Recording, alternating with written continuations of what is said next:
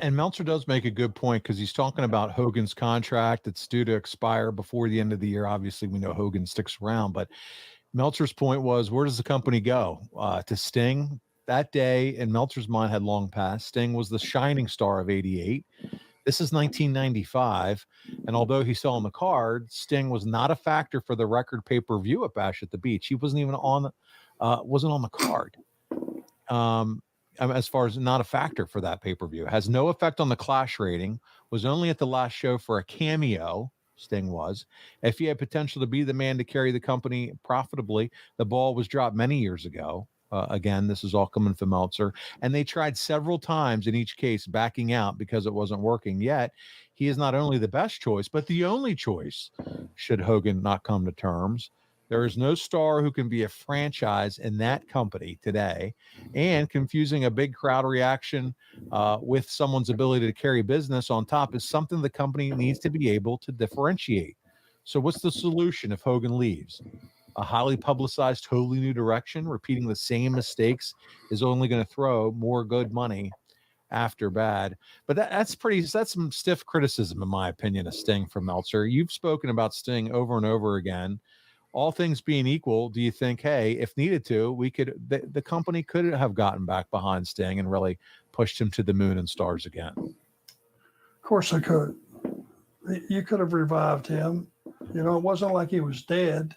Right. The audience just realized the company was stepping aside for a minute. We're going to do this Hogan thing, see how it works out. If he can do it on his own, great. But by no means was Sting dead. He just hadn't been in the right angles and being pushed. What would have been wrong with Sting stepping up to Hogan? And could you imagine if Bischoff would have gotten behind Sting the same way he did Hulk? I'm talking about what he could have looked like if the resources and the same commitment level behind someone like the character of a Sting. Again, we're armchair quarterbacks here at this show. But to your point, Sting, even to just up until his retirement, you want to talk about a guy that fans are passionate about, love, can't wait to support. He came back as the Crow.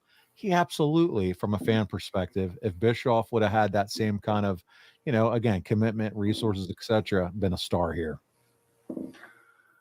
It's just all, again, it's Monday morning quarterback and what if. You could have, if you look at the way things, shook out, and Sting just now retired, and he's been everywhere he went.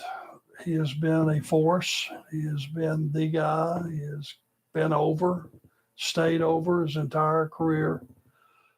What if he would have stepped up after the Flair match, thinking Flair might have been gone, and went, good for you. But guess what?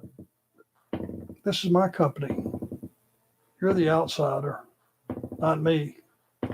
And put the onus and let Sting go on the attack and let him bow up to Hogan. Let him show, and not done in a heel way, done in his way. Yeah. Because he was the guy, he was the figurehead of the company. The franchise versus the new face of the company. There it is. Oof.